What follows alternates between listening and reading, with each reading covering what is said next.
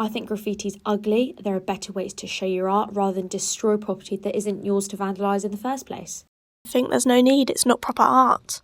A lot of times it can cause damage to public property, a lot of the time be looked at as vandalism. It destroys the environment around us, and I don't see why it can't be done on a canvas. Lots of negative connotations with gang violence, gang culture. Graffiti, a controversial subject since the late 1800s, and is still prolific in big cities like London and New York. Its influence lies in the anti-establishment punk movement during the 70s and the rise of the hip-hop culture in the 80s. But under the Criminal Damage Act of 1971, it's actually a punishable offence in England and Wales. Councils spend thousands of pounds a year cleaning up after vandalists, and it's usually innocent people's properties that gets affected. Banksy is a renowned street artist, applauded by the political statement their art makes, but can all graffiti artists be seen as visionaries, or are they simply criminals? We wanted to hear from someone who has experience in graffiti, so we travelled to Berkshire to talk to a willing graffiti artist about the risks and reward of such a controversial art form. Amongst a pile of spray cans in an abandoned building somewhere in the middle of the country, we put some questions to our participant whilst he works on his latest piece. Of course, for safety reasons, we will be keeping the artist's identity hidden. I would consider myself as an artist. I see graffiti, even tags, if you really look at them, they're an art form. It's not just mindless vandalism. There is vandalists out there who don't care and they just want to vandalise things, but graffiti, I'd say it's art. How did you get into it? So my mum used to do lots of cartoon drawings and used to teach me. So then I started going on YouTube and started up looking at how to draw cartoons, and then I came across how to draw graffiti characters. And with my love for BMXing and skateboarding and anything like street sort of style, sort of worked them two together and literally fell in love with graffiti and been addicted ever since. How does it make you feel when you do it? It's a bit of a mixture. Sometimes it really relaxes me and calms me out, and just like if I'm overthinking anything, it clears my head for those few moments, just me painting with the wall.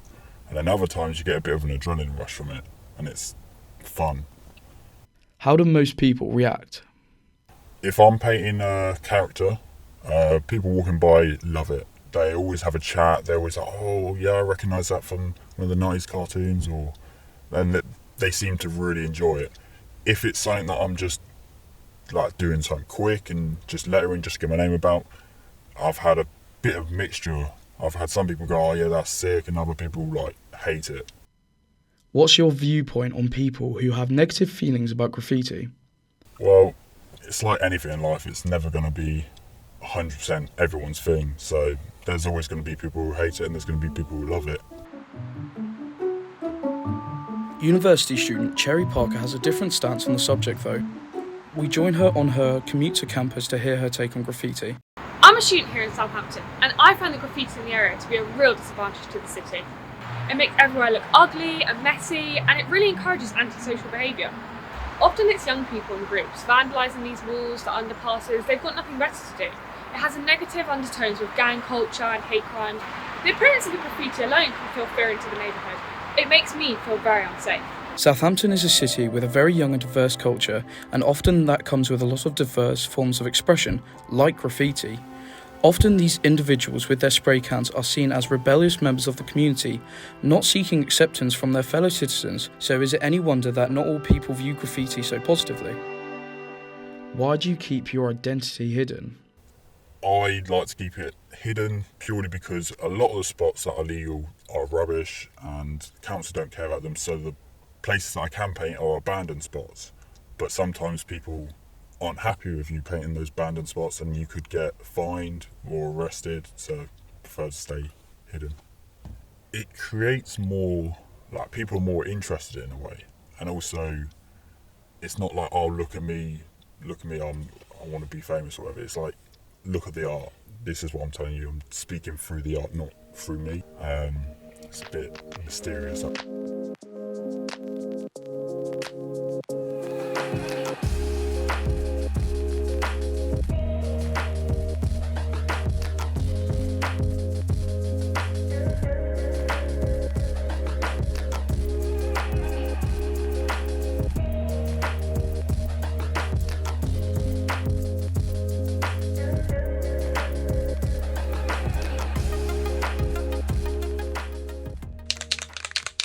Have you ever been caught by the police?